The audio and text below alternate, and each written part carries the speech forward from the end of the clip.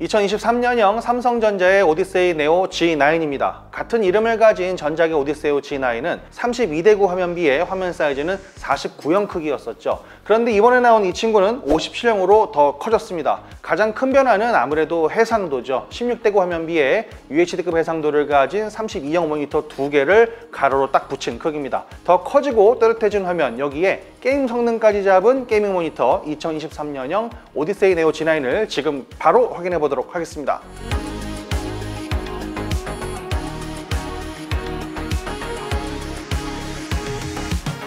삼성 오디세이 G9은 특별한 게이밍 모니터입니다. 정면 시청 기준 최초로 1000R 공유를 적용한 49형 크기의 슈퍼 울트라 와이드 게이밍 모니터였죠. 32대9 화면비를 적용해서 FPS나 레이싱 게임 등 듀얼 모니터로도 부족한 부분까지 보여줬던 끝판왕 게이밍 모니터라는 별명을 가진 그런 친구였습니다. 몇 년 전에는 이 네오라는 이름을 달고 퀀텀 매트릭스 기술을 가진 미니 LED가 탑재된 삼성 오디세이 네오 G9이 출시가 됐죠. 그리고 이번에 이 듀얼 UHD 해상도를 가진 7680에 2160 픽셀 해상도를 가진 오디세이 네오 G9이 새롭게 나오게 됐습니다.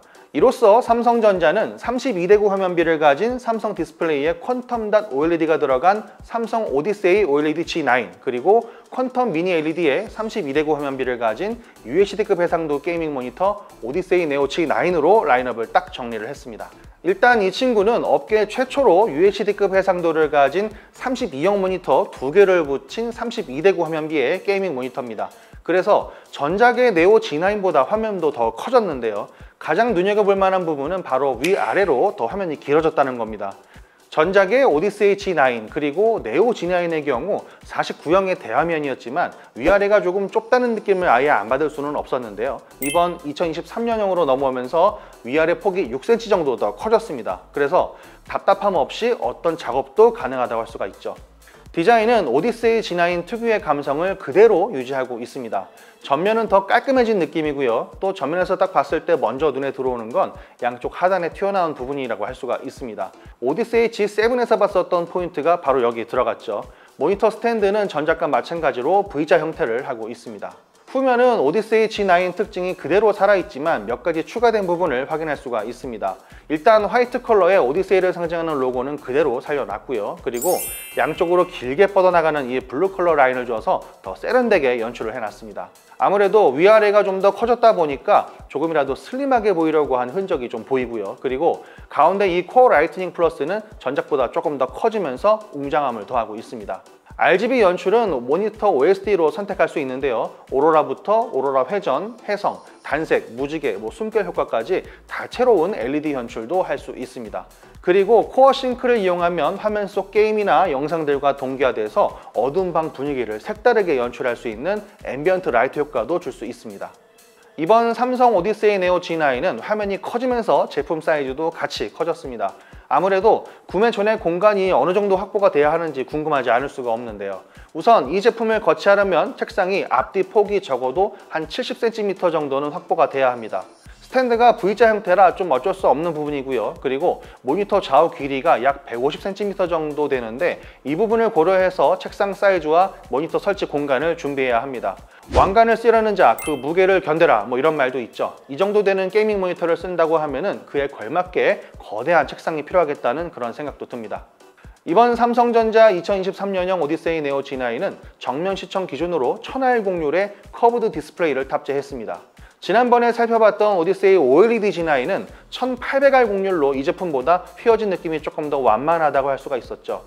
16대9 화면비를 가진 32형의 4K 모니터 2개를 이어붙인 화면이라고 할 수가 있고요. 해상도는 7680에 2160 픽셀 해상도를 가진 듀얼 UHD 게이밍 모니터라고 할 수가 있습니다. 여기에 빛 반사를 줄인 매트 디스플레이를 채택했다는 것도 장점이라고 할 수가 있겠죠. 여기에 240Hz 고주사율을 지원하고요. 그리고 그레이 투 그레이 기준으로 1mCh의 빠른 응답 속도를 갖추고 있습니다. 최대 밝기는 1000니트 수준이고요. 저희가 직접 측정해 봤을 때 색역 커버리지는 sRGB가 99.4% 그리고 DCI-P3는 90%로 측정이 됐습니다. 또 배사 디스플레이 HDR1000 인증을 받아서 정확한 색상 표현 그리고 밝은 곳과 어두운 곳까지 섬세하게 표현을 해주고 있습니다. 그리고 AMD FreeSync 프리미엄 프로 기능도 포함돼서 화면이 끊어지는 티어링 현상도 최소화했습니다. 이 제품은 앞서 설명한 대로 듀얼 UHD 게이밍 모니터입니다. 32대9 화면비에 DP 1.1, HDMI 2.1 버전을 지원하다 보니까 PC 성능도 좀 보통 이상은 돼야 이 친구를 제대로 사용을 할 수가 있습니다. DP 2.1을 비롯해서 높은 통신 대역폭을 소화해야 하고요. 큰맘 먹고 내가 엔비디아 지포스 RTX 40 시리즈를 준비한다고 해도 해당 GPU는 듀얼 UHD 해상도의 주사율은 120Hz까지만 지원하고 있습니다. AMD 라데온 RX 7000 시리즈가 유일하게 이 듀얼 UHD의 240Hz 주사율을 지원하고 있죠. 57형으로 커진 화면으로 게임을 즐기면 가장 먼저 눈에 띄는 건 시원함이라고 할 수가 있습니다. 위아래로 조금 더 넓어진 게 굉장히 큰 차이를 주고 있는데요. 이렇게 가로로 긴 화면을 가장 잘 이용하는 스포츠 게임이나 그리고 레이싱 게임에서 어떤 큰 빛을 발하지 않을까 생각이 됩니다. 피파 23을 비롯해서 NBA 2K 시리즈 이런 스포츠 게임을 즐길 때는 미니맵이 거의 필요가 없을 정도로 한눈에 이 경기장 전경이 다 들어오는 느낌, 상당히 만족스럽다고 할 수가 있고요. 레이싱 게임을 해보면 32대9 화면비가 어떤 매력을 발휘하는지 제대로 느껴볼 수가 있습니다. 특히 운전석 시점으로 해서 즐길 때 마치 차 안에 있는 어떤 몰입감, 이 생생한 현장감까지 고스란히 전달해주는 느낌이라고 할 수가 있죠. 뿐만 아니라 멋진 자연 경관이나 풍경을 즐길 수 있는 게임들, 예를 들면 레드데드 리뎀션 2, 사이버펑크 2077 아니면 플라이트 시뮬레이터 이런 게임들을 즐겨보면 이런 32대9 게이밍 모니터를 가장 잘 활용한 예시가 되지 않을까 싶습니다. 이외에도 요즘 32대9 화면비를 지원하는 게임들이 많이 늘어나는 추세입니다.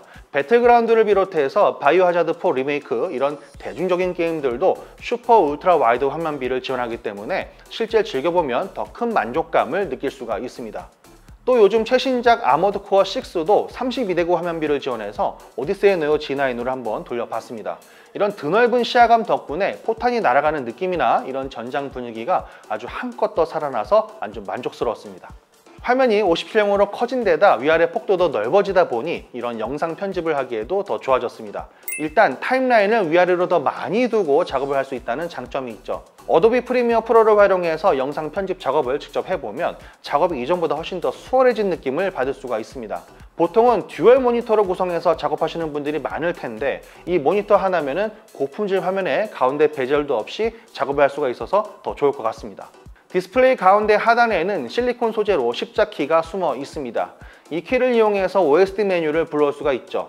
일단 처음에는 이 전원키와 빠른 사용자 설정 그리고 메인 메뉴 설정을 할 수 있는 간단한 조작을 할 수가 있고요. 이 메인 메뉴 화면은 생각보다 단순하게 생겼습니다. 상단에는 블랙 이퀄라이저, 응답 속도, 화면 주사율, 어댑티브 싱크 및 코어 싱크 작동 여부까지 한눈에 파악을 할 수가 있고요. 또 이 안에서 화면 관련해서 각종 설정 및 PIP, PVP, 소프트웨어 정보, 불량 검사까지 다양한 기능을 쓸 수 있게 만들어 놨습니다.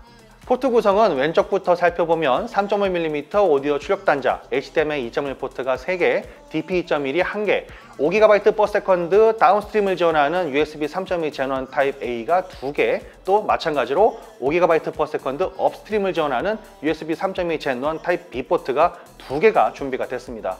그리고 반대편에는 전원 포트가 자리를 하고 있죠. 특히 이번 제품은 함께 제공되는 벽걸이용 보조물을 사용하면 가로 세로 100mm 배사 마운트도 같이 호환을 하고 있습니다. 또 틸트와 스위블 모두 지원할 뿐만 아니라 높이 조절도 최대 120mm까지 함께 지원이 돼서 따로 스탠드를 추가 구매하지 않아도 충분히 사용하기가 좋습니다. 지금까지 삼성전자 2023년형 오디세이 네오 G9을 저와 함께 살펴봤습니다. 이 제품은 거대한 57형 디스플레이에 세계 최초로 듀얼 UHD 해상도를 지원하는 게이밍 모니터입니다. 32대9 슈퍼 울트라 와이드 화면비와 천알 곡률로 어떤 게임을 즐기더라도 마치 현실처럼 아주 생생한 몰입감을 즐길 수 있는 그런 제품이죠. 그리고 전작과 마찬가지로 퀀텀 미니 LED를 적용한 덕분에 화면 품질은 뛰어나면서도 또 버닝 현상에 대한 우려도 덜어놨습니다. 57형으로 더욱 거대해진 화면 덕분에 약간 답답하게 느껴졌던 위아래 폭이 전작보다 6cm 정도 더 넓어져서 사용하기에도 더 좋아졌습니다. 가장 강력한 성능을 가진 플래그십 모델인 만큼 쾌적한 게이밍 환경을 제공하는 것은 말할 것도 없고요. 또 영상 편집처럼 전문적인 작업에 쓰기에도 좋아졌다고 할 수가 있죠. 무엇보다도 이 모니터는 여러 번을 봐도 눈앞이 압도되는 느낌이 아주 강렬하다고 할 수가 있습니다.